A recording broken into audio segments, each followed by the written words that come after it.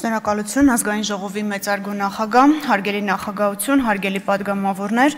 լրագրողներ, Հայաստանի Հանրապետության քաղաքացիներ, ես փորձեմ կարճ եւ ըստ էության անդրադառնալ մի շարք հարցերի, որոնք հնչեցին մտքերի փոխանակման փուլում, բացի այդ ես երկու հարցադրման խոստացա, որ կանդրադառնամ իմ եզրափակիչ ելույթում, ուստի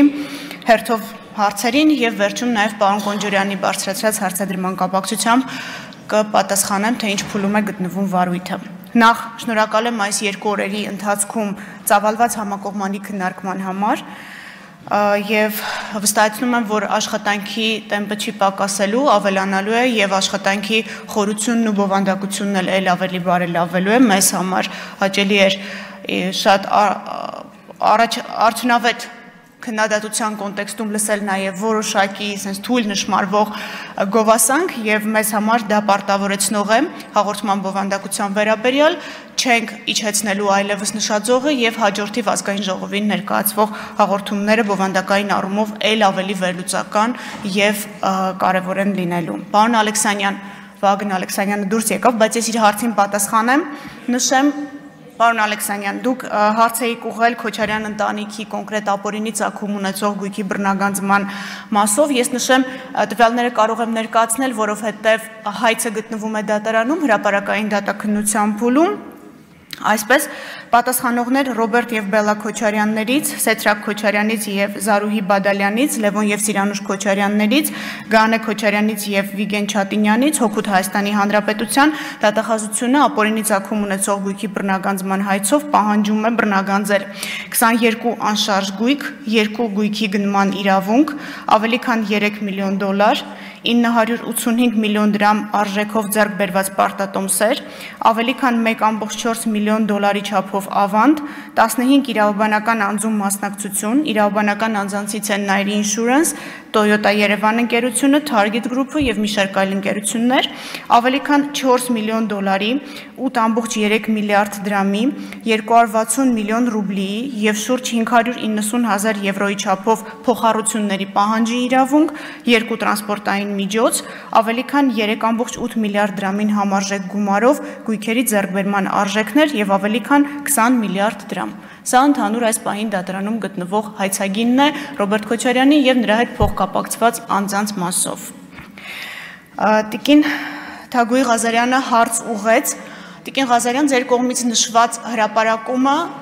2021 թվականին ուղարկվել է օպերատիվ մարմին ստուգման։ Մենք ուղղակի օբյեկտիվ պատճառով չհասցրեցինք այս երկու օրերի ընթացքում ճշտել, թե ինչ փուլում է գտնվել կամ ինչ ընթացք է ստացել ձեր կողմից նշված հրապարակումը եւ հարցազրույցը, բայց առաջիկա երկու օրերի ընթացքում ձեզ գրավոր կպատասխանենք, թե օպերատիվ մարմինը ինչ աշխատանք է իրականացրել։ Պարոն Եղան, ձեր հարցին պատասխանելիս ես նշեցի, որ ենթադրություններից եւ մասնավոր օրինակներից ստացած տպավորությունների հիման վրա եզրահանգումներ չանելու համար մենք ձեր կողմից արտահայտված մտահոգության կապակցությամբ առանձին ուսումնասիրություն կիրականացնենք եւ դրա արդյունքները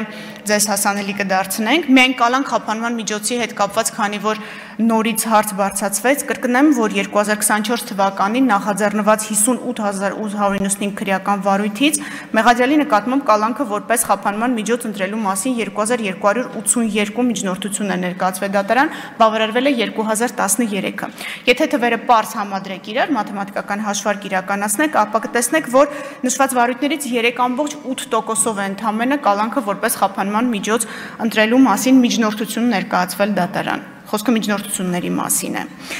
Ինձ անհանգստացրեց ընդդիմության ներկայացուցիչներից պարոն Մանուկյանի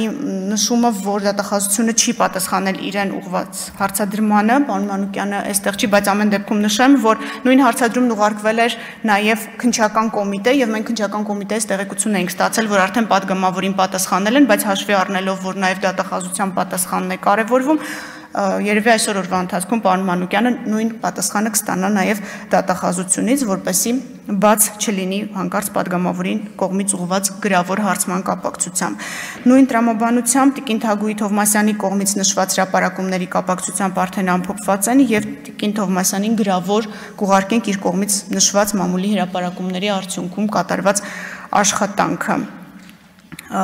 Տիկին Հակոբյանը հարց բարձրացրեց դատավարական ժամկետների հետ կապված, մենք այս առումով համակարծիք ենք եւ պատրաստակամ ցանկացած փոփոխության, որ ազգային ժողովը կնախաձեռնի, այդ թվում աշխատանքային կարգով պատրաստ ենք քննարկել, հատկապես մեզ համար մտահոգիչ են փորձաքննությունների ժամկետները եւ արդյունավետությունը, եթե падգամավորները նախաձեռնություն կունենան, մենք այս առումով եւս պատրաստ ենք քննարկել։ Եվ պարոն Արմեն Խաչատրյանը հարց բարձրացրեց ըստ էության նոր լիազորության հետ կապված, սա կարծում եմ լրացուցիչ պիտի քննարկվի, որովհետև դուք ըստ էության ակնկալում եք դատախազությունից, գոնե ձեր բանավոր խոսքից ես հասկացա մի բան, որը մեր գործառույթների մեջ կարծես թե այս պահին չկա, լրացուցիչ կարող ենք քննարկել, եթե դուք ներկայացնեք օրենսդրական նախագիծ, դա եւս գալիս է դատախազություն, կարող ենք նաեւ աշխատանքային կարգով քննարկել։ Պարոն Կոնջորյան, դուք մի հարցի անդրադարձակ, որի կապակցությամբ ես կցանկանայի ժամանակն օգտագործելով շատ կարճ ուղղակի նշել, քանի որ նաև պարոն Մինասյանի կողմից բարձրացվեց հարցը եզրափակիչ ելույթի ընթացքում, թե ինչպես է տնօրինվում ապօրինի գույքը, նշեմ, որ բոլոր գույքերը, որոնք վերադարձվել են Հայաստանի Հանրապետությանը, ամրացվում են պետական գույքի կառավարման կոմիտեին։ Բոլոր այն գույքերը, որոնք վերադարձվում են համայնքին, մեր կողմից գրությամբ լրացուցիչ տեղեկացվում է տարածքային կառավարման եւ ենթակառուցվածքների նախարարը համայնքի բալանս նման գույքի վերադարձի մասին։ Ես մի քանի օրինակ կնշեմ, պարոն Կոնջորյան, որ նաև ձեզ համար պարզ լինի, թե ինչ ձևով է գույքը տնօրինվում, դա միայն դրամական միջոցներ չեն, որոնք մուտք են արվում վերականգնված միջոցների միասնական հաշիվ, դա օրինակ հայտնի ԱՕՔՍ-ի շենքն է, որը գիտեք կառավարությանը պետական գույքի կառավարման կոմիտեին ամրացվելուց հետո այլևս վարձակալության իրավունքով է տրամադրվում եւ ամսական մոտավորապես 16 միլիոն 450,000 դրամի չափով վարձավճար է մուծվում Հայաստանի Հանրապետության պետական բյուջե։ Բացի այդ, Հայաստանի Հանրապետությունը մեկ այլ տարածք ունի Երևանի կենտրոնում, որը բոլորովին վերջերս սեփականության իրավունքը վերջնականապես գրանցվեց Հայաստանի Հանրապետության, դա Չեխովի ներողություն Չայկովսկու դպրոցի հարակից տարածքում գտնվող բազմահարկ շենքի առաջին երկու հարկերից 238 քառակուսի մետր տարածքն է, որտեղ գործում է սրճարան, եւ այս պահին Հայաստանի Հանրապետությունը վարձակալության իրավունքով սրճարանին տրամադրել է այդ տարածքը որպես սեփականատեր եւ յուրաքանչյուր ամիս որոշակի մի քանի միլիոն դրամի հասնող գումարի չափով, այս պահին թիվը անգիր չեմ կարող հիշել, վճարվում է պետական բյուջե։ Բացի այդ, ահռելի տարածքներ, որոնք նախատեսված են հանգստի համար եւ անտառային տարածքներ են Երևանի կենտրոնական հատվածում արդեն, նույնպես վերադարձվում են Հայաստանի Հանրապետությանը եւ ամրացվում են պետական գույքի կառավարման կոմիտեին արդեն որպես անտառային տարածքներ օգտագործելու համար։ Ես նշեցի պարոն Ալեքսանյանի հարցին պատասխանելիս իմ ելույթից հետո Դիլիջանի մանկապարտեզի հետ կապված, այսօր նաև Մարտունու մարզադաշտի նկատմամբ համայնքի սեփականության իրավունքը կգրանցվի եւ այս երկու տարածքներն էլ Դիլիջանի մանկապարտեզը կառավարության նիստի արդյունքներով դառնալու է մանկապարտեզ, շահագործվելու է որպես մանկապարտեզ եւ գիտեմ նաեւ որ կրթության, գիտության, մշակույթի եւ սպորտի նախարարությունը ունի լրջագույն ծրագիր Մարտունու մարզադաշտի հետ կապված, սա շարունակական եւ անդառնալի գործընթաց է եւ այս առումով առիթն օգտագործելով կցանկանամ նշել, որ այո դատախազությունը բոլոր հնարավոր առիթներով այս հարցերի մասին խոսում է, բայց կարծում ենք նաև որ առաջնային մանդատով օժտված падգամավորները եւս իրենց այցելություններով եւ հետաքրքրություններով այդ գույքի նկատմամբ կարող են ցույց տալ, թե ինչ արդյունավետությամբ են այդ գույքերը տնօրինվում։ Օրինակ անցյալ տարի շատ կարևորվեց Գավառի մանկատանը հարակից այգու վերադարձը Հայաստանի Հանրապետությանը եւ մենք լիահույս ենք, որ այդ կանաչ տարածք նստեության կդառնա համայնքի համար կարևոր ռեկրեացիոն գոտի, որի շուրջ աշխատանքները ելի պետք է ակտիվացվեն եւ շարունակվեն։ Սա ընդհանուր տնօրինման առումով, պարոն Կոնջորյան, որպեսզի նաեւ ձեզ համար ավելի պարզ լինի, թե ինչ ձևով են գույքերը տնօրինվում, դա միայն դրամական միջոցներ չեն։ Պարոն Միրզոյանի անձի կյանքի դեմ ուղղված հանցագործության մասով նշեմ, որ գործը գտնվում է դատարանում, մենք ունենք մեղադրյալ եւ հիմնական դատալսումների փուլում է դատավարությունը, հրապարակային է, այսինքն որևէ խոչընդոտ չկա տվյալ ստանալու հետ կապված, բայց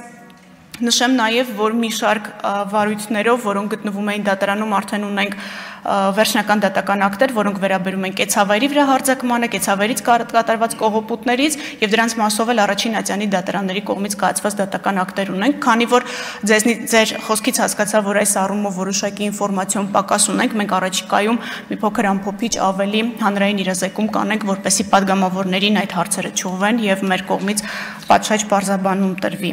Հարգելի նախագահ, ես ըստ էության ավարտեցի, ինձ կարծում եմ որևէ հարցադրում, որն ուղղված էր մեզ եզրափակիչ ելույթների կամ դրանից առաջ բաց չմնաց, կրկնում եմ, մենք շարունակենք մեր աշխատանքը այս նույն ձևաչափով եւ շնորհակալ եմ իրավապահ համակարգի բոլոր սրտացավ եւ պրոֆեսիոնալ աշխատակիցներին, ում համատեղ ջանքերի շնորհիվ իրողություն է դարձել այն, ինչի մասին այսօր մենք վստահ խոսում ենք, դա պետական շահերի պաշտպանությունն է, դա կոռուպցիայի դեմ պայքարն է, ապօրինի գույքի վերադարձն է եւ ընդհանրապես հանցավորության դեմ պայքարը։